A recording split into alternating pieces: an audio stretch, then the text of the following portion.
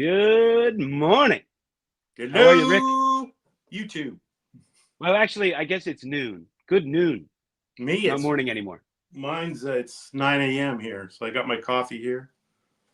Yeah, my daughter and my wife one day they were referring to 1 o'clock as morning or something, Oh yeah, and I'm like, "What are you talking about?" They're like, "It's late morning." I'm like, "It's not late morning. It's the afternoon. I mean, it's in the name, afternoon, yeah. right? How can it be morning at 1 o'clock?" I know. I drink it. I swear, I drink more coffee than anyone. I never used to drink coffee until I got married. Is that right? Yeah, never coffee. Well, You my know, I parents started never. I started drinking coffee very young. I used to take a cup on the school bus in high school. I had this plastic cup that I got from the school with our school name on it, and it was a travel mug, and I would take that on the school bus. I used to drink coffee all day long. Now I drink about 3 cups in the morning, and I'm done. Did your parents drank coffee too? Obviously, right? Is that where you got My it from my my initially? mother doesn't, but my dad did. Yes, Okay, okay. My my parents dad didn't drink does. My coffee for grandmother, my whatever whole reason. family. They were probably too lazy to make it. In the old days, it was a little more involved than it is now. Not much, but Oh, I'm just dude, I saying. love the old percolators, though. I actually went out and bought one. Oh yeah, my mother-in-law still has hers, and she still uses the same kind of coffee. That Is that right? the big old thing of Folgers, the big old, Yeah. you have to open up the top. Well, in the old days, you had to open up the top, and that Yeah, coffee's I terrible. like my coffee, so I can't drink that stuff. But I drink a little. I like cafe. What is it? What's that called? They have one when I was in Florida. Uh huh. We were coming home from a bar one night, and we asked the driver to pull over and get us. We needed coffee for the morning because my friend and I. There were a bunch of us staying because we were there for work, staying together. Okay. And he come out of the convenience store with this can of Pilone, and I'm like, Pilone, I never heard of that. And I'm looking at it, and it says espresso coffee, and I'm like, dude, this is gonna be so strong. So we made it in the morning, and it was delicious. I loved it, and so I started buying that. I switched over, and what's the other one called? Cafe. Oh, somebody on here knows. Starts with a B. The can looks exactly the same, Yeah, and I that's the don't one know. that I get now. I just Even though I can't remember the name of it. I'm with Pete's and Starbucks. I get those. I like Starbucks. I'm not strong stuff too. I don't get to the lightweight stuff. I'm the dark roast type of Yeah, I person. like it. I like it stronger too. That's why those espresso coffees they're Latin American, I guess. Yeah. They're delicious. When we were at the National every Cafe morning. Bustelo, thank you, Hugo. Cafe Bustelo. Oh, Don't know okay. why I was I drawing a don't blank. recognize that one, but we're Well, every. I got addicted to the Cuban coffee down there in Miami. Man, I love that stuff, and I had somebody teach me how to make it. So Yeah, I'll make it at home once in a while. yeah. Do you think they grade coffee containers and stuff? BSS Who knows? They packages? probably would if you paid them. So we're going to talk about SGC and PSA now. Yeah, I think I Ah, I'm just. kidding. I'm kidding. Oh, We're going to talk about cardboard, not plastic. we're not going to talk about gym rates and What's your gem rate, bro? that's a good T-shirt. I got my t- I Oh, got that my is a good flip. T-shirt. I got Hey, my flipper one hold on on. today. But yeah, I got that's to a write a good note to call Scott gym at rate. Reindeer What's Studios. what's your gym rate? What's Yeah, PSA's Scott, if gym you're rate? on here, you got to make that T-shirt. What's your gem rate? All right, that's a good one. All right, we in all seriousness, we wanted to talk today about how we go about buying and buying our cards, and if they're not graded, what kind of holders and stuff that we use. There's been talk, and it's difficult sometimes when you're buying rare cards to know how much to spend because there aren't comps on them and so forth. So let's start there, Rick. How do you go about it if you find a card you've been looking for, haven't seen one in several years? How do you go about determining a price you're willing to pay for that card? Well, go on to VCP. I have a I pay probably, I don't know what it is now, 70, $80 a year, I guess, for VCP and vintage card pricing. And I'll, go to the set. Let's say I got a card here like you don't see every day. A 1916 home run Baker, the big head here, for instance. Oh, Okay. yeah. You don't see these every day. They're the ugliest looking things in the world. Doesn't look like home run Baker. I don't even know if it's home run Baker. Some people on Net 54 say it's someone else, but it says home run Baker. So here you don't see every day. So it's doesn't come up for auction or any of those cards. So I'll type in big head, 1913 big head, and it gives me a list, the checklist. Okay. So if I click on home run Baker, the last one sold, let's say in 2020 or 2016. So it's hard to comp. So then I'll go to another player that's a Hall of Famer, not like Babe Ruth or Ty Cobb, but a home run Baker type Hall of Famer, A comparable player, player, and see what that has sold for, and then I can kind of use that as a guideline, because maybe one sold last year or the year out before that, or even if I have to go to a common player, whatever. That's one way that I do for searching for a rare card. Yeah, I do. Well, I don't have a VCP account. I know you don't. I ask you to look it up. Yeah, I know. And I really should, just to get an idea. But I mean, I look around on eBay to see what other ones are selling for or sold for recently. And of course, if it's a rare card, there might not be anything. And I do the same thing you do. I look for a comparable player if I can, find some sort of recent sale. Or if I can't do that, I'll look for a comparable set and just get an idea of kind of what that player sells for in other rare cards. And I know, from watching these over the years, just kind of have a feel for what I think it should be or what I would be willing to pay. And I'm not going to dicker around over, $100 on a $2,000 card or something that I may never see or may not see again for 5 years. If it's a fair price that I think cards of that magnitude go for, and I feel comfortable paying, I'll just pay it. I might try to make an offer and see if I can get it lower for sure. But it's hard to pass up on those things if you're willing to pay the price. Because if you make an offer and you have to wait, maybe they don't respond. Maybe somebody snags it out from under you. No, I agree. And you do that at the National. I know you don't. A lot of times you don't even look it up because you don't have your glasses on or the Wi-Fi's not working, and you just get a sense of what you're willing to pay. And I've done that too. If you want the card and you think it's what you're willing to pay, you're going to pay it. You might not see it again. So. Yeah, I have never looked up a comp at the National. I have looked up pops because I'm more concerned about that than I am the comps. And in the modern market, I mean, you can pay something today and it goes up $1,000 in 6 months or next year. And I think a lot of people aren't afraid to pull that trigger so much because we're in this upward market where you may have to pay a lot more in a year. And until that changes, I think people are more willing to pay up a little bit. In the older days or before this big boom, you'd shop around a little bit. You try to get a deal. But I mean, if you did that over the last few years, you got burned because you're going to pay more the next year when you find one. You might pay a lot more. I know that happened to me during the COVID boom many times over. Yeah. Yeah.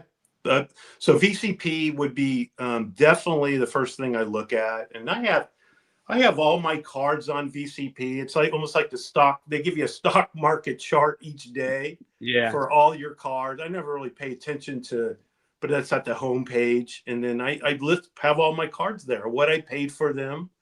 And so if I need to, if I'm going to sell a card, whatever, it's just all on there. Now, did you put in your 5,000 1950s cards you put in binders that you got at the National? See, that's the problem. They don't have. That's the only thing is you don't have the raw cards. They don't have a thing for raw cards. So Is there a price? So they have zero value. Zero value. Yeah, yeah. You know, I So think it's important to note that Card Ladder is another great source for pricing. yeah, That's another great one. you have Card Ladder? I have a base subscription where I get the email updates every day in my inbox, but I don't have the full feature where I can look cards up, card prices up. I'm Chris wondering Hoge, if, I had lunch with Chris Hoge at the National, uh-huh. and he set me up with an account. Oh, So okay. so I get to see like the big sales every day, which is, I don't follow it that closely, but it's interesting to see. I'm always taking screenshots and showing you what I think are Yeah. absurdly high prices for certain cards. Yeah. Because what some of these cards sell for is just it just blows my mind. Yeah, yeah. I know VCP, I've some of the cards that I purchase, I'll look to see if it's on there after I purchase it from an auction house. And sometimes it's not even listed. So I'm not sure if what's going on with them. I don't know how reliable they are. I use it more for the cards because they go back to 2004. And so that's more important than maybe the last card that's sold. Just the history. And then I can look to see that card. Like if I You can't purchase. live in the past, Rick. What happened in 2004 makes no difference today. That's true. That's true. But let's say this particular card, I can pretty much find this card probably sold 3 or 4 times over the years. I mean, it might have sold this exact card sold in 2004 with, let's say, REA. So it's kind of interesting to go back to when the car actually started to trade hands over the years and what people paid for it back then. And Yeah. anyway. Yeah. So this is right here. Tony was saying, I'm wondering, because at one time, Card Ladder was strictly, modern, right? They started out as a modern thing. And then eventually they started adding vintage and pre-war. So maybe they're totally past VCP when it comes to looking up card prices. I don't know. Yeah, I'm not sure how it works, but I think it's just an algorithm that goes on and searches all the auction house sales. Okay. So it's all cards I might have as far to as I know.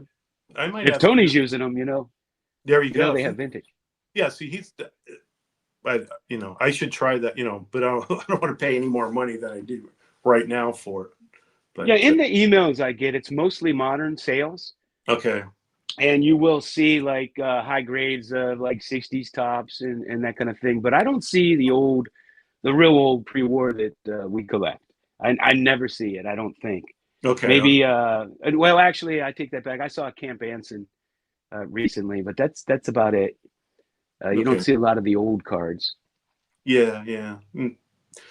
So that's what basically for pricing wise, and then asking people, at the National or am I overpaying for something? What do you think? That type of thing. People in the hobby that, have that I, collect with. That's another good way just to make sure I'm not totally overpaying for something. And most times I'm not. So that's, Yeah. I was but trying to put Stu's comment up here. They changed the way you do this on here. Put an extra step in. Auction house prices are high comps, in my opinion. I think so too. I've said it. Like I don't buy on auction houses. I did once. It's like that's the most savvy collectors on the planet, and high spenders, and you're competing with those guys. mm-hmm. And unless you're really willing to go top dollar, you usually get your head kicked in when you're bidding. And I find so many better deals on eBay or Facebook. Yeah, but the problem again, so back, even 5, 6, 7 years ago, a lot of these cards would come up even on eBay, a pre-war card, a rare pre-war card. But it seems like all these cards now, people are sending them to auction houses. And it's tough to find the way you collect to find some of these cards just on eBay. So you have to kind of expand, you're collecting buying, don't you Yeah. think? I mean, Yeah, I mean, if you want to search for all the cards and some of the rare ones, but it's remarkable how many I can find on eBay yeah, and even Facebook these days. yeah. I don't do I, Facebook. I I mean, help me. Maybe we can do it now or offline. Where I should look on Facebook or who's well, legit? there are a lot of card groups on there. Years ago, before I even got onto YouTube, I was in a bunch and I would buy and sell on there. I was a member of a bunch of different groups, and I bought a lot of cards on there, and I sold a good bit too. I was buying lots, and they would come with lots of doubles, and um, I always found it more cost effective if you're putting sets together. You're trying to build a set to just buy a lot of them, and you get the doubles. You could sell those off, and oftentimes I could sell them for what I paid. I remember I bought two Mike Trout rookies, Okay, two Beckett 9.5 Mike Trout rookie cards. And in a short period of time, they went up, and I bought two for like $35, and I sold one for $35. So I basically got mine for free. And that was before he blew up. He was only yeah, selling, I couldn't believe at the time with how great he was that his rookie cards were selling in the 30s. I just couldn't believe it. So I would buy them up. Um, so I would do things like that, but they have Donned Deal or No Deal, where they'll put a okay, card up and you make offers, and they'll either accept it or not accept it. And I've done that selling too. That's fun. They have straight like auctions that end 24 hours after the last bid. So it keeps going as long as there's a bid, and if there's no bid within 24 hours, then you win the card. I've won auctions that way, and they just sell them outright. But it's pretty amazing on there the really nice cards they're selling on there now. I belong to one group now. It's 1985 and before, sports cards okay. 1985 and before. So you're not allowed to put newer cards on. Every once in a while, they'll have like a and I don't know, an anything Sunday where you're allowed to list anything. But they have some nice cards on there. I mean, can you trust the people that you're buying from? Yeah, I mean, so some of the sellers, and I get to know the better sellers and people that I bought from over the years. So Okay, it's all about that, and then they vet them. If somebody is a con artist, they kick them out of the group. gotcha. But if it's not somebody I know, I pay goods and services with PayPal, and then you Okay, can always contest. A yeah, lot of them will ask for friends and family, and I'm certainly willing to do that with people I know and sure. trust, because I know it's better for them. They don't have to pay the fees. But if it's not, then I only will go goods and services. And many of them are kind of businesses. They do this as a business, and they track it, so they want goods and services. Because when Sure. you do goods and services, it's a little more legit. And I know on PayPal, when I used to get it, if it was friends and family, they wouldn't give you an address or anything. So you have to reach out to the buyer, get their address. Where when you do goods and services, you could do a label and everything. Now I haven't done it for a long time, so I don't know if it's still that way. But it was way You're, easier because you just print out that label that they provide to do goods and services. But you got to give up a few bucks. gotcha. I wonder in the chat if people can put down some of the ones that they do use. Like you said, 85 and before, if somebody can put a few more for vintage or pre-war, especially pre-war, that's totally legit, a Facebook group, and I can check it out and maybe register because I just don't use it. I literally There, don't use there, it. there are a ton of groups on there, and I'm sure you could search and find all kind of them. You do have to be careful with some of these. There are transient people that are always opening up new Facebook accounts, and you see it all the time. People do get ripped off on there. One of the things I do is I look at the profile. If they started their profile, they started their Facebook page last Sure, month. I don't buy from them. I don't care. Just sure. don't buy. Period.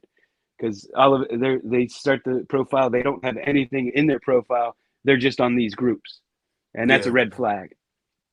yeah. There's a group I'm in. It's Oddball Cards, actually. Yeah. Oh, you know what? I think I might be a member of that one. There you go. It's the Oddball Cards. I actually think I am a member. I turned off all my notifications because they were just overwhelming. Yeah, yeah. So I don't see everything. but I do think I am a member of that. What's his name? Howard Chasser or something like that. But anyway, he sells some of the cards there, and Sammy Thunder, I see him posting. People I know too, but Yeah, I don't really use Facebook much anymore. You know, I know you do, but I don't. I have a page, but I just don't. I don't. I actually don't use it personally very much at all. I rarely check my messages or anything. Same with Instagram, but I have my Mangini collection page on Facebook, so Sure. I'm logged into that one all the time. I Okay. check that one a good bit, and I'm always posting something on there. So I've moved to just basically my collecting page. Okay. I'll do a little bit on my personal page just to stay a little active, and that's about it. Facebook's so triggering, social media is Yeah. so triggering. I've really tried to do a lot less, other than here on YouTube. And I Yeah. really need to do less on YouTube too, because man, there's a lot of triggering stuff on here. You think? God, man. So Tony here, Southern Collector, says there's there's a Cracker Jack groups like what is it? God, this escapes me. Tobacco Row or something. There's one Oh Tobacco yeah, Row I know, but he has here Harmon's Card Group, T206 Group, Negro League Collector, are some. there's a Japanese card group on there too. I'm a member of that Tobacco Row. Man, those guys have great cards and they know their stuff. I That's a know. great one. Can I That's a great can one. Let me ask you? Can I join that one, or is it just totally? Yeah, you can join all of these. Okay. Some of them you need approved. Sure. Some of them you need somebody to vouch, like you have to put down a voucher or something that Okay. might be a member. Um, and some of them are just open to anybody. Got you. And you can only come. This I could spend all day if this was my work. I practically do spend all day anyway when it comes to cards. But another one is Net 54. Have you ever purchased one off Net 54 at all? I've never purchased anything. I'm not a member there. I have the utmost respect for those guys. I mean, man, those guys would run circles around card graders with their card knowledge, and you have big time collectors on there. I don't enjoy the old fashioned 1998 message boards. Mm. Uh, I just don't. And when I get on some of those, when you get down into the messages, I don't know. It seems to get in the weeds for me. There's a lot of um, not getting directly to the point. I've gone on there Yeah. to search for, like, when I was doing the newsletter or search Sure. information, and it's hard Oh, okay. to go through there. There's a lot of Yeah. banter and stuff. You I have to just go. don't enjoy that format. Okay. You have to get through the weeds, but there's a lot of. I mean, The other thing even is I'm never on my computer. I'm always on my phone, and try okay. to read message boards like that on your phone. Okay. It's Yeah. man, is it annoying?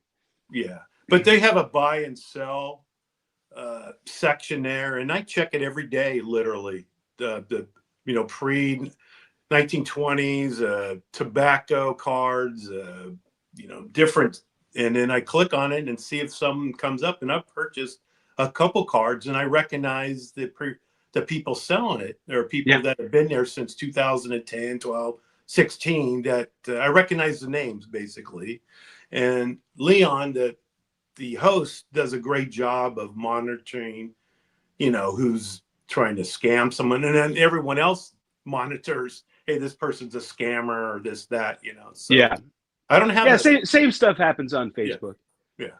and um, what was I going to say? Oh man, it just escaped me. Oh my God. Trust me. Oh, what I was going to say is on eBay sometimes they'll put their the seller will say net 54 and their handle on there. And Yeah. I don't know, for whatever reason, I do feel more comfortable, especially if I'm buying raw cards, to buy from guys from net 54, because I know, they're good people and they have a ton of knowledge and great collections. Yeah, I mean, it's unbelievable. Most of my research on something that's rare comes from there. I'll definitely look to see if anything posted, and you get a lot. Like even this thing here, somebody will go a deep dive into this set. Literally, Yeah, every player.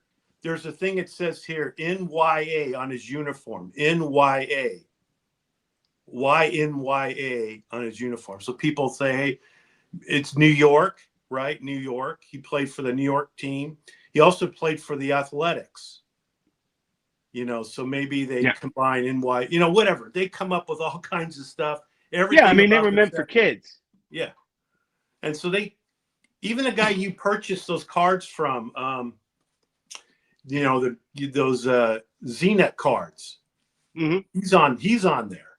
And he'll post a lot of stuff, that the information that we talked about. He'll do a deep dive if you go past in his history on Net 54. So you learn a Yeah, ton. I got a maple crispet, Walter Johnson, and I never even noticed that the back was blank. Never even noticed. I looked at it, just went right over my head. And I got it, and it had a blank back, and it was a PSA graded card. And PSA did not mention it was blank back, which they should have distinguished that. Mm-hmm. And so I reached out to Dave at Blue Jacket, and I'm like, dude, what do I have here? Is this a different issue?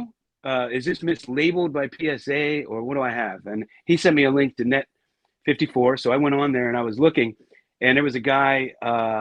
Man, he was a mega collector of those, a super collector, and he was breaking down everything about the set, and he was talking about how rare the blank backs were, and he was trying, like, he's seen certain blank backs, but he Yeah. had never seen certain players like Walter Johnson or Ty Cobb, never seen it, but had encountered them with other cards.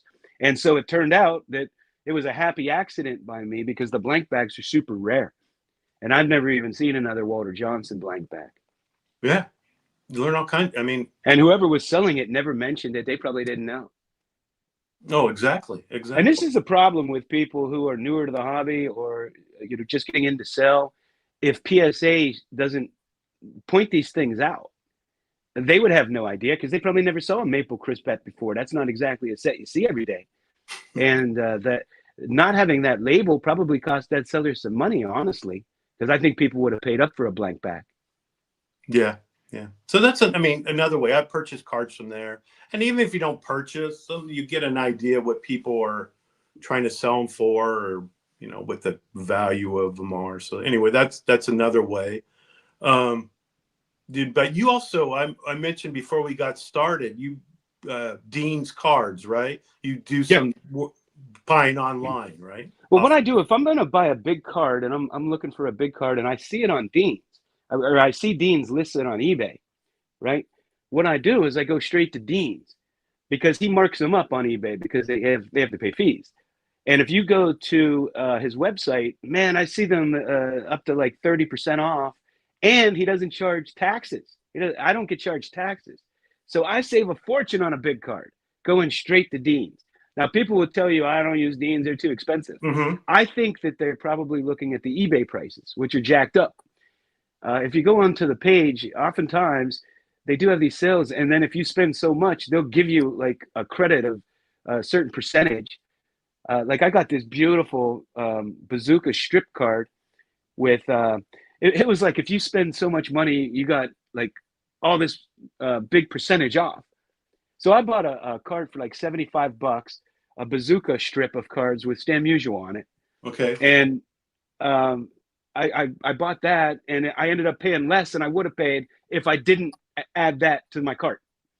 Isn't that crazy? Yeah. Yeah. So I paid less for the card I was buying because I added that, and I got that. So you could do things like that. Who did you, before YouTube and all that stuff, what, on YouTube, but eBay, what catalogs did you use to purchase, mail? Before eBay, Kit Young was my main go-to. Yeah. I use Kit Young too.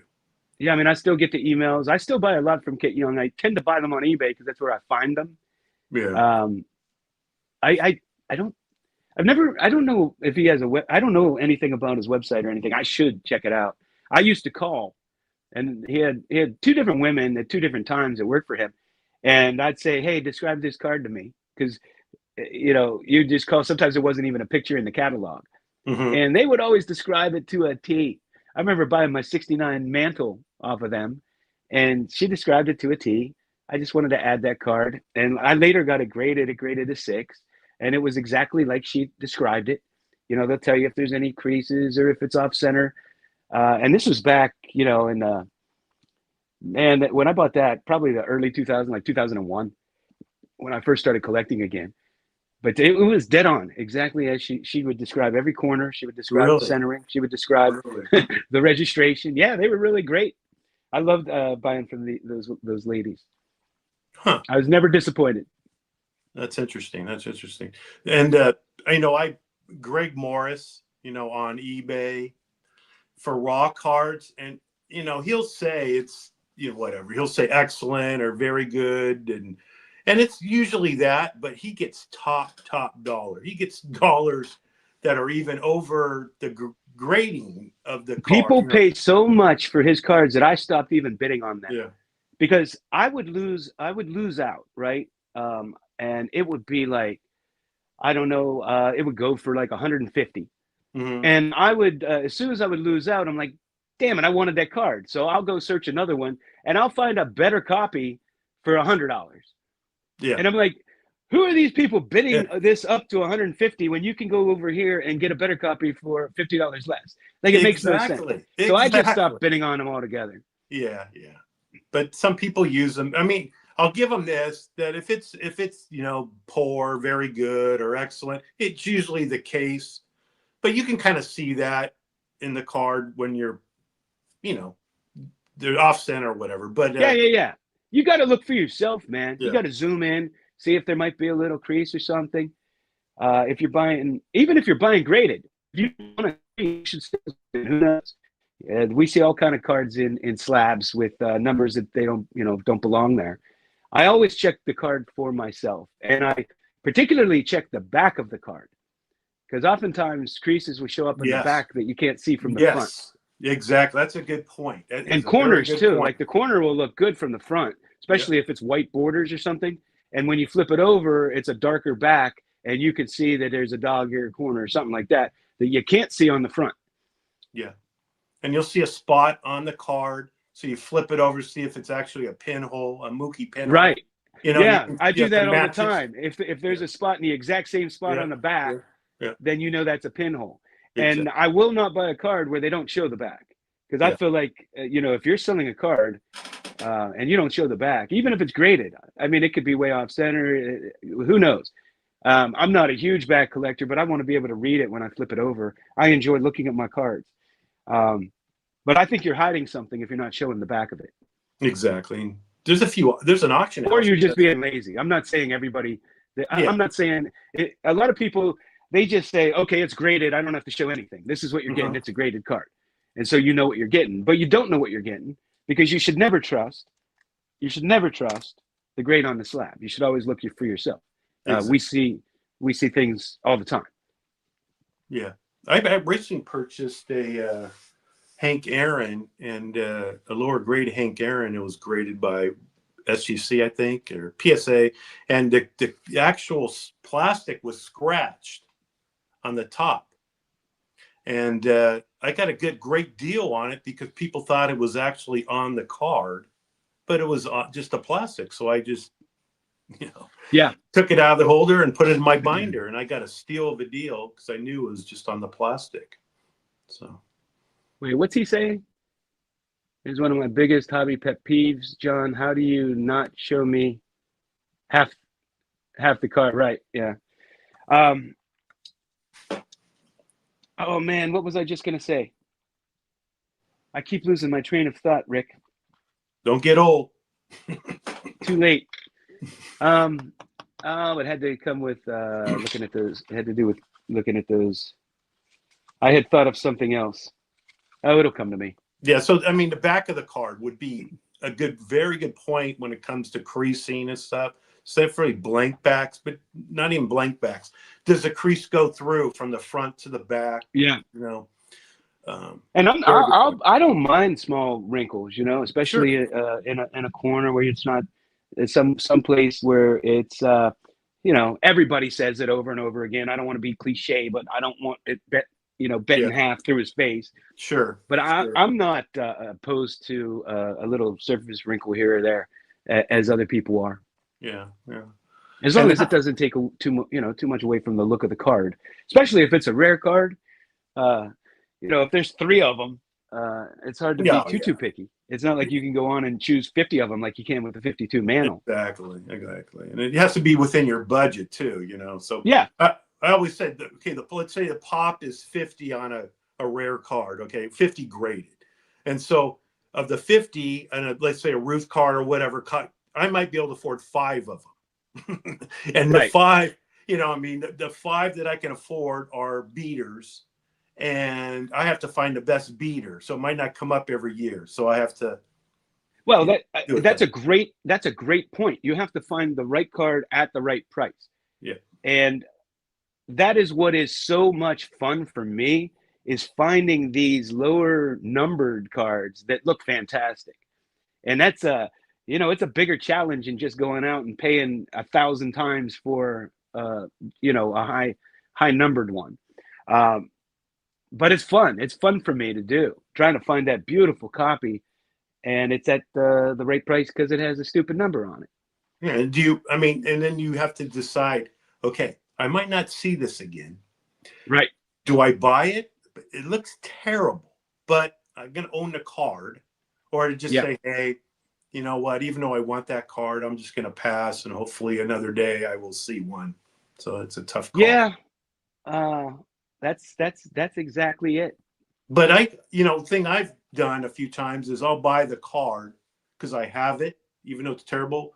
And then if I see, because you don't sell anything, I'm the flipper, is I'll see another one that's in better. I'll sell that one to move up to a better. I was just going to address this with you. I'm one of those guys that I rarely upgrade a card unless there's something that bothers me about it. Like if the card is real faded and it's not a real clear image, and maybe I didn't know at the time the difference because that's the only one I saw, years ago when I bought it. And then I noticed next to other cards, it's real faint or something, like the ink on it. I might, if it's something that bothers me, but for the most part, once I get it into my possession, that's the card I'm going to live with at least for a while, because it's real easy to go on. Let's say you want a 33 Gaudy Babe Ruth, and it's a dream card of yours, and you're shopping for a lower numbered one, and you find one that meets all your parameters. You just like the look of it, and you buy it, and it's a 1. It has a little pencil mark on the back or something, and then these things pop up all the time. Now you see a 2, and it's selling for around the same price, and you're debating, is this one better than the one I have? Yeah. Do I like this one better? Should I buy this one and sell the other? Like, I could do that for the rest of my life. Like, it's totally counterproductive looking at cards I already own when I could be looking at cards that I want to acquire. Sure. But if it's a rare, some people think that's a rare card, a Gaudy. There's a card on eBay right now. I'm not going to say what it is, but I'm looking at it. It's better than the one I have. It's a really rare card. Okay. And I'm like, should I buy this and sell mine? But it's a player, and it's a really rare set, but a player not everybody knows. And I'm like, I don't even know, if I can get that for, if I pay what they're asking, I don't know that I could get that. You know what I mean? Mm-hmm. But I kind of want it. See, there you go. It's just a little cleaner than mine. Exactly. But I already have one, and I've grown so attached to mine. And sure. but when I bought it, it was just because it's the only one I ever saw in my life. Okay. And so I wasn't being picky about it, and it was at a reasonable price. So those are the kinds of struggles that us collectors go through in our heads, among many others. Life, huh? The hobby stress, right? It's hobby stress, because when you take it seriously, you this is the way you think. And maybe it's silly to take it this seriously, but I think we all do. Yeah. So another question would be, as I wrote down, is on eBay, how do you search cards? Do you put like parameters, or how do you figure out what to go through? What's your mode of?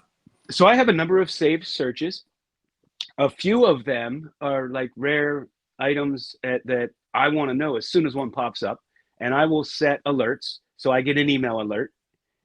So I get emails. I get several emails every morning or every day at some point when new cards are listed, and it's kind of a pain, because oftentimes they will send you cards that aren't what what the search is, but they're similar, which is kind of bull. Like if I wanted to search for those cards, I would search for those cards. I don't know why you're sending me cards and they're totally different from what my search is. But sometimes you have to weed through that crap in order to find the gems. So I put up with it. And then I would just go through my other searches when I'm lounging around and have nothing better to do. And I'll just kind of browse.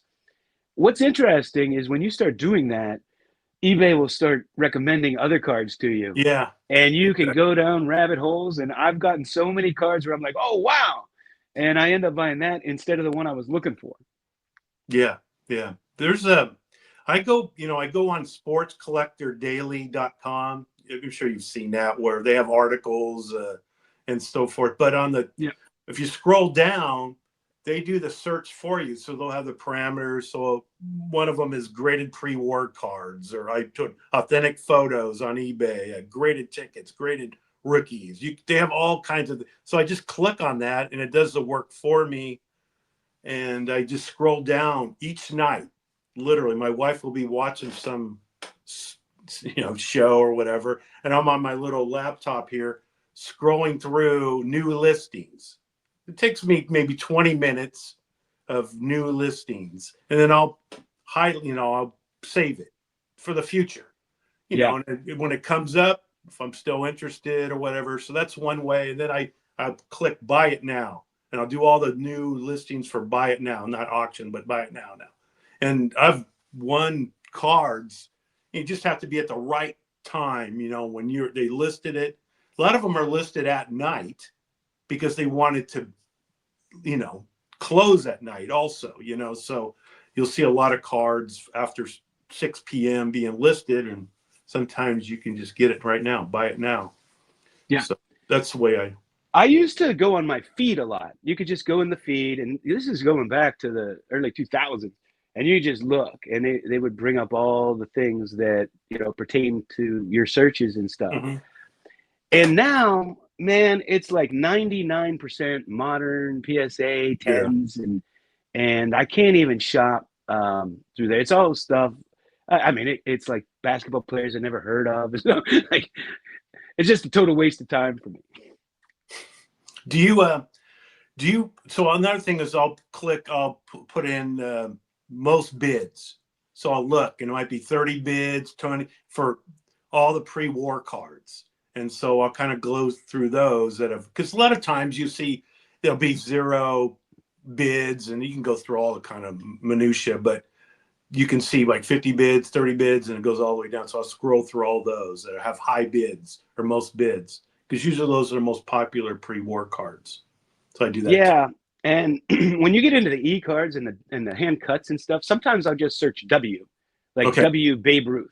And all the W's will come up, but not just him. It'll like players related to him will also come up a lot.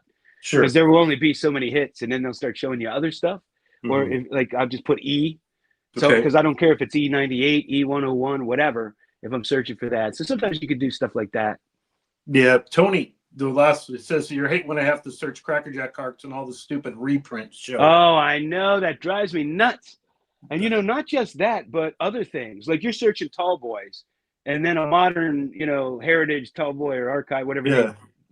All those will come up like over and over. You search bazooka, and all the Topps bazooka modern cards come up. And it is so annoying.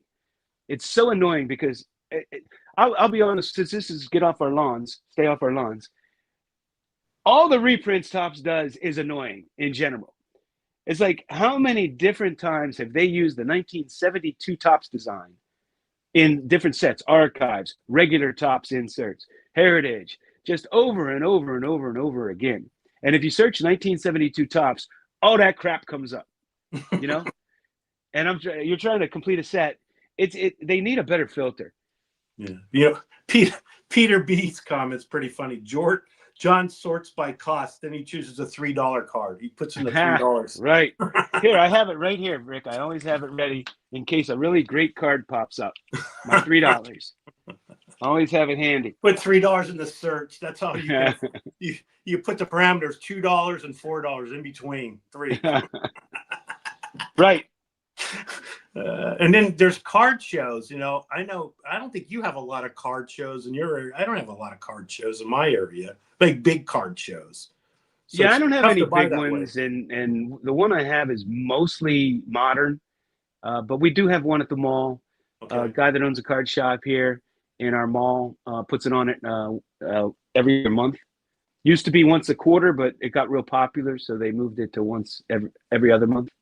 Yeah, there's right down the street. I have one that it's just all modern and all Pokemon now. Literally, it's just there might be one guy that has vintage. You know, it's just terrible. Just Yeah, I mean, there are those guys that specialize, like Tony Trade and those guys in the really cool vintage.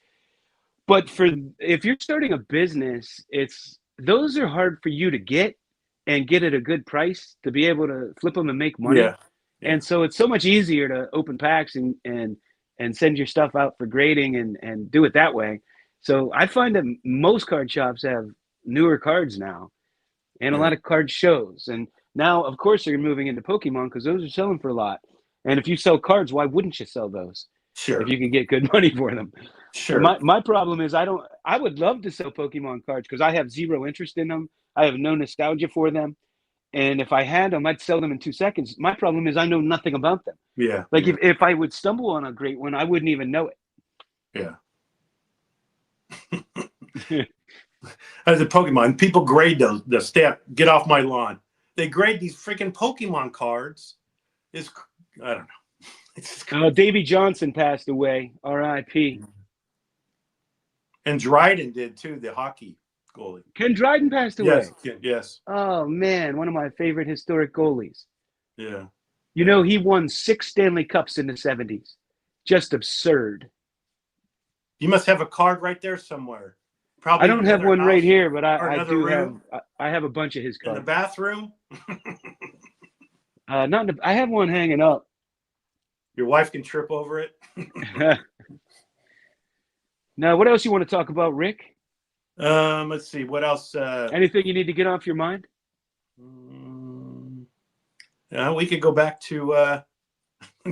We can go back to YouTube. No, I don't want to do that. No, try to keep it positive.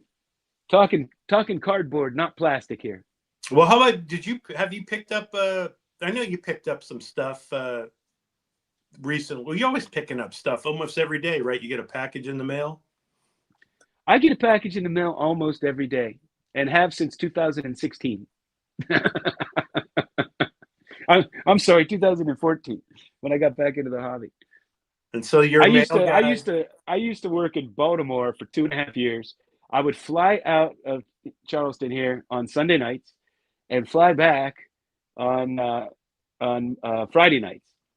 And when I would get home, my wife at the base of the stairs would have all my packages piled up. Sometimes I would have to go 2 weeks, and it was so much fun because I'd come home and I'd have all the packages stacked up. And for my weekend relaxation, when I wasn't spending it with her, I would just sit up here and open my cards and reholder them and organize them.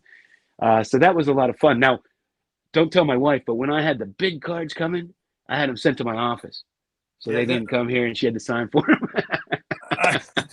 I was saying, a lot of people just use a PO box for bigger stuff, or you have to pay the money. But if you're worried about actually getting the card, or if it's you're not going to be home or whatever, some people do that. I don't, but FedEx, they don't even deliver to a PO box, do they? no. Oh, don't. Hey, I don't know. UPS used to not. I don't know if they do now. Our next week, and then what happens? The post office has to sign for it on your behalf. Yeah. Is that what happens? Yeah, that's what happens. And so cards. Let's see what else. Any comments out there?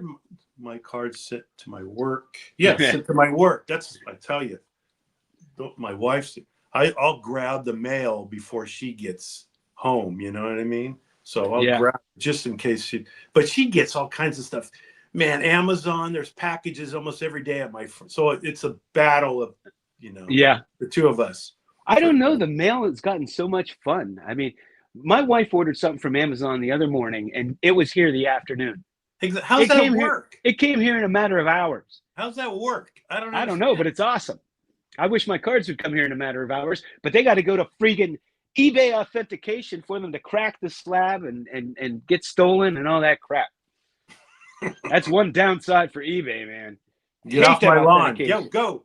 The petty minute, petty 30 seconds. And people make comments all the time of their cards getting damaged there or their slabs getting damaged there, and they have to make claims. No, I don't want to have to rehold or anything.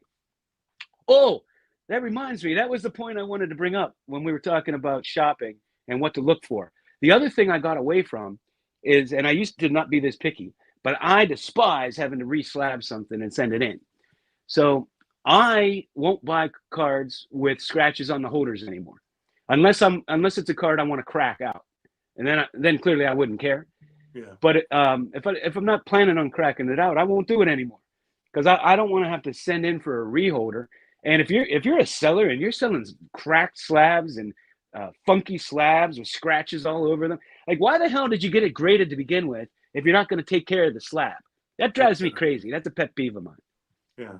We have a person I always mentioned at the National in Cleveland that was selling cards, a misfit, that didn't have any protection on them. I know. What the heck What's up is with that that? about? Unbelievable. Unbelievable. It only You know, costs a few bucks. I'm fanatical about putting sleeves over my slabs now because so many of them get scratched over time and look like crap. And I'll crack them out. I cracked out so many cards because PSA and SGC both freaking slab them with lint inside. And I cracked out a Jim Palmer. I did a video on it. A Jim Palmer rookie card. And it was like a 5.5, 5 or 5.5. And it had multiple lint in it. And I cracked it out and I went like this and the lint just fell out.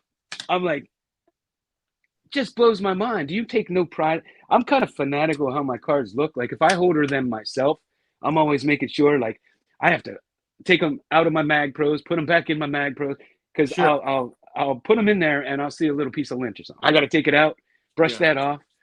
You know, Dylan uses a little air gun because I don't know where this lint comes from, but it's everywhere. There's always some little speck, and it drives me nuts.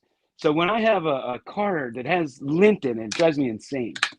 Now I see you're starting to cover your the labels with your own label. Well, you know, I do this for a few reasons. Number one, I love the look of it, especially on the SGC. Number two, there are people who look up my purchases. And I'm like, this is weird. This is like stalking kind of shit. And they'll comment, oh, you paid too much for that card. And I'm like, no way. You know, a minute after my video uploads. Oh my God.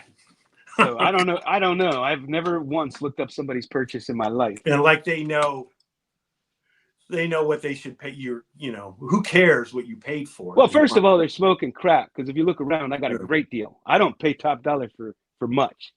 Once in a while, I will, especially at the National because I'm in the moment and sure. And I probably overpay, but I got some great deals at the National too.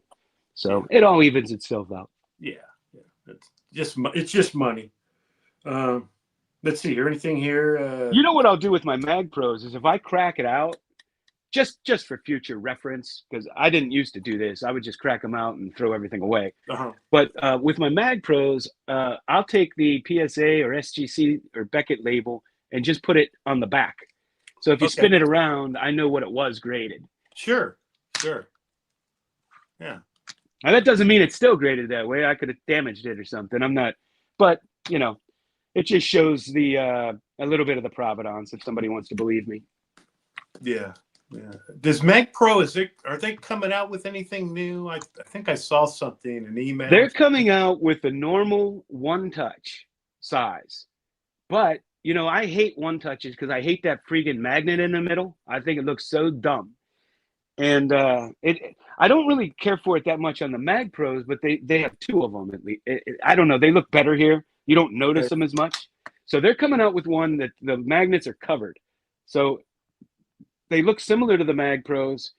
They look similar to the one touches rather. And I think they have two small magnets on the sides. And then there's a label that covers it, like a black label. And you could put your own like logo or whatever on there if you want. And they looked really clean, man. When I saw them at the National, they're coming out in November. It's going to be a November release, and I'm looking forward to those because I use the one touches for a lot of my modern cards, like the Tops Nows Sure. and the better Tops Nows, not all of them. Um, so I tend to use them for the modern, and then they fit in smaller boxes, so I don't Okay. have to buy the graded shoe boxes if I'm Okay. working on a set. Okay. I'll put the better cards in here. So I'm looking forward to those because they look a lot better than the one touches. Okay. I store my Mag Pros in the box they come in. Yeah, I don't store them that way, but I haven't used them that way to sort cards Yeah, yeah, yeah. or to even hold holders. Okay. Like I'll put holders inside a drawer, and you could put those in. Like Yeah. let's say you have a whole bunch of cards you want to sort. I'll put them in there in a drawer, and then when I have time, I'll go through and I'll put them in all my boxes because I store all my cards by sets and years. Okay. So if somebody will send me a care package, I mean, it takes me like 2 hours to find their homes, figure out what years they are for the modern ones. Vintage is way easier for me because I just know those off the top of my head. But the modern ones, I got to look and see what they make 5,000 different cards every year, and I don't know the years off the top of my head. I got to Yeah, look. And exactly. the trademark, like the copyright, or the year the card was out, rather, is like so tiny, and I could barely see it. I got to get under a light with a magnifying glass to see what year the damn card was made. So you have any? Now we're almost at an hour here, and I have it hard out, as they would say in the hobby, at the hour mark. Do you have any videos coming up this week that you're thinking about, or you just do something what hits your at the last second, right? You just come up with something. Yeah, sometimes I'll have an idea and I'll let it linger for a while and get my thoughts together and um, get more in more deep thought and new things. Uh-oh. You're freezing, John. You're freezing up. John is freezing up. Are you still there? Yeah, I think I Okay. cut out for a minute. Okay. Sometimes I'll be showing a card and I want to reference another card. And if I just show it real quick, I forget to do that sometimes. So I'll think about it a little bit because I want to go back and get the other cards I'm referencing for that has to do with the new card. I do that a lot, but most of my videos, I get some mail or I have a set laying around that I just reholdered or a series of cards I reholdered, or maybe I'm changing out a display and I never got to show the cards in the display. And I literally come up with the idea 5 minutes before I hit record. Gotcha. Hey, I forgot. I got a pack here. I'm going to open Oh, up. let's open it up. 2022 Topps Chrome I found that I've had for, 3 years? There you go. All the people that say vintage I collectors hate modern. right There you go. there, man. Yeah, there you go. Let's see here. They're going to be like a, let's see here. I got a Jared Walsh. Who's Jared Walsh? Anybody? Jared Walsh? This guy, a YouTube Hall of Fame commenter right here. There we go. Always giving me the business. Mookie Betts. But he gives Jeff the business more than me. God, let's see. Ooh, what is this? Oakland Heart of the City. Matt Olson. Oh, nice. Is that a downtown? I don't know what the hell it is. I don't know. Is that a downtown? I really don't. Huh? Is that a downtown? Who knows? No, it's not downtown. Well, it says on the That's back, not a downtown. HOC 11. HOC 11, whatever that means. Bo Bichette. God, they only give you like 5 cards, man. What the heck? And Gill for the Yankees. What a hit. Gill for the Yankees. I saw him in spring training last year pitch, and I went out and bought some of his cards. He looked real nice. Of course, he was pitching against the Pirates. Yeah. So is he having a good year? I haven't been following him. No, I don't even know. I used to, when we were since I bought his rookie cards, he's probably not even in the pros anymore. When I was young, man, you go through that newspaper every Sunday, you would see who the leading hitters are. They had to have every single player Yeah. from I mean, I would love that stuff. And I'd look every day at the box scores. I knew every player when I was in high school. Nowadays, I can't tell you Yeah, anything. Rick, why is that? Why is it so hard to keep track now? I find it so incredibly hard to keep track. I don't know. Even though we have access to every game and you have YouTube, which like I subscribe to MLB and they show the highlights every day. But I don't pay to not have the ads, and the ads on those things drive me insane. Yeah, yeah, yeah. I don't know. But I just Yeah, got YouTube TV so I can watch my Steelers finally. I don't have to go there to you a go. bar. There you go. I know that's crazy, huh? You got to find a friggin' where the game's on. Well, how many different subscriptions do you have to watch all the NFL games now? I know. It's absurd. They've gotten too big for their britches. I hear you. I hear you. But anyway, I just got that YouTube TV, so tomorrow I get to watch the Steelers. I get to watch them when they, normal 4 Yeah, o'clock games. Because everywhere I lived, they wouldn't, if unless they were the national game, I don't get to watch it because I lived in Cincinnati, so the Bengals play at the same time as the Steelers, 1 o'clock normally. So I had to watch. Bengals were on. I lived in Baltimore. Ravens played every day at 1, and down here in South Carolina, the Panthers are on. They're the NFC, but on the AFC team, it's rarely the Steelers.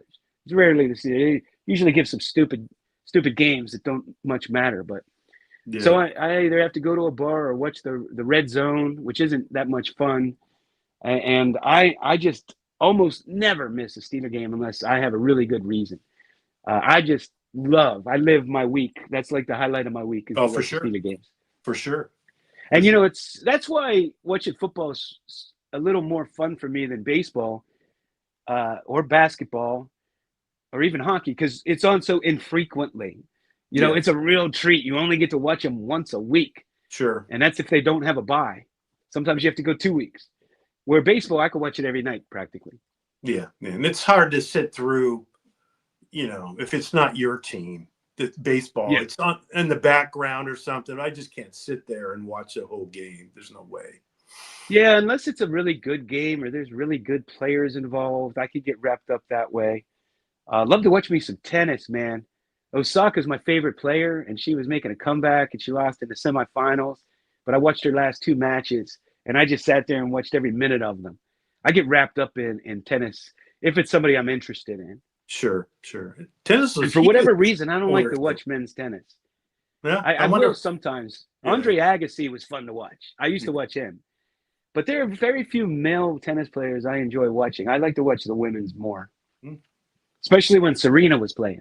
yeah. And women's golf, right? You like the women's golf, right? I prefer women's golf too for the reason as when I was really into golf, it's like the men's game became such a power game, and the women's game is more of a finesse game. Like you got to place your shot. I mean, you got to do that in men's too, but I don't know. It just got to where everybody's hitting 400-yard drives and shit. They're playing a different game than I play. Yeah, The yeah, women's I found was more educational for me as a player because they can't just get up there and hit it 400 yards. yeah. Jan Stevenson, right?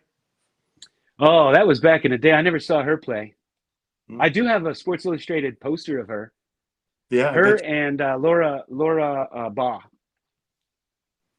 Yeah, from back in the 70s. Nancy Lopez was a nice golfer. I have a signed, really cool signed photo of her up there. yeah. Married to what? Ray Knight, right? Yeah, yep. He was a good player for the He Red. was a, he was a good, Good player. solid Good player, but player. he had taken over for Pete Rose at third, right? When Yeah. Pete Rose left, so he's never going to fill those shoes. No, he was a good player though. And Yeah, he was Sabo, definitely a solid player. Sabo, another one at third, right? Chris Sabo with the glasses. Oh yeah, Sabo was nice. Yeah. He didn't have a very long career, did he? No. He had the funky glasses though. He had my glasses on. Yeah. Man, that team was gelling in 1990 when they beat my Pirates, and then they swept the A's. And the A's had 7 starting all-stars on their team. They were highly favored. And the way the Cincinnati played the Pirates, I told my dad, I'm like, if I had any balls whatsoever, I would put big money on Cincinnati to win this World Series because they're just gelling. They're playing as a team. They're like the Cinderella story. I think they're going to beat the A's. And I really wanted to bet them. And they ended up sweeping the A's, who had 7 starting All-Stars that year. Crazy. Yeah, that was a great Cincinnati team, man. They just came together, you know. They had really good players, but not great players. Mm-hmm. They had Eric Davis, Barry Larkin. They had a good pitching staff with Rijo, and Rob Dibble was one of their closers. Yeah. Who was Norm Charlton on that team? Yeah. I think The was one of the pitchers. nasty They had Paul what they call the nasty boys? oh, what's his name? In right field, Paul. I can picture him right now. Tall guy, Paul O'Neill. Yeah, and he went to the O'Neill. Yankees after that. Paul O'Neill. Paul O'Neill. He was on that team. Yeah, they were fun to watch, the Reds that year. Yeah, Eric Davis, man, that guy. Oh, I loved him. This He's is a signed Eric Davis plastic helmet. That's Eric Davis back there. Yeah, Hall of Fame. He was fun to watch. Oh, a few years there, he was the best. He was like Bonds there for just a couple years. You know, he had some. You know, it's interesting because there are many players, and many of the players we're watching now will end up being that way too, where they are just so good for a short period of time. And like a lot of the players I grew up with, I'm like, you look at George Foster in the mid-'70s. I mean, one of the best players. You thought for sure he's going to be a Hall of Famer at that time. He was the first guy since like 1964 to hit 50 home runs when Willie Mays did it, 64, 65, somewhere back then. First guy to hit 50 because it wasn't done much back then before they started juicing the ball. And, he looked like a surefire Hall of Famer at one time. I loved watching Greg Luzinski, the Bull. But there are a lot of guys like that. You know, Paul Skeens could end up being like that. Look at Vida Blue, the way he came on the scene. Vida Blue. I mean, his cards are worth nothing. He should be in the Hall of Fame. If Don Newcomb is in the Hall of Fame, he should be in the Hall of Fame. Yeah. It's Don Newcomb? What am I talking about? The Dodger pitcher. Don Sutton. Sutton. There's no way. I mean, he has MVPs. He's got 3 world championships. He was totally dominant. He's got over 200 wins. 200. He's got just as many wins as Drysdale. I'm sorry, Don Drysdale. I was thinking of Drysdale. He's got just as many wins as Drysdale does. Now, his rookie year, didn't he win Cy Young and MVP? Yeah, MVP. I mean, how many pitchers have done that? Don Newcomb. Well, there's a lot of Dons, but Drysdale. For me, like if a player was that dominant for even 1 year, I want to have their card.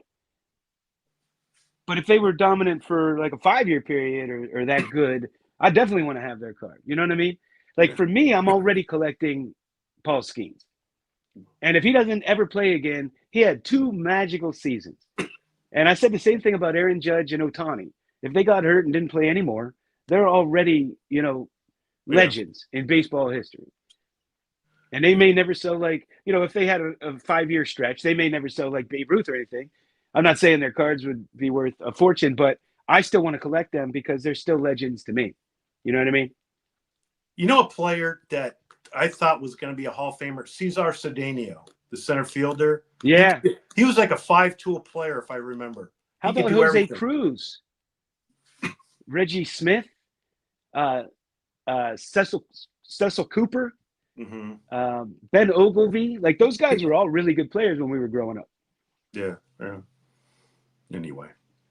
All right. I think we hit our time limit. All right. Hey, everybody. Thanks for watching. Thanks for the comments. Rick? Hey. Last words? Keep collecting. No.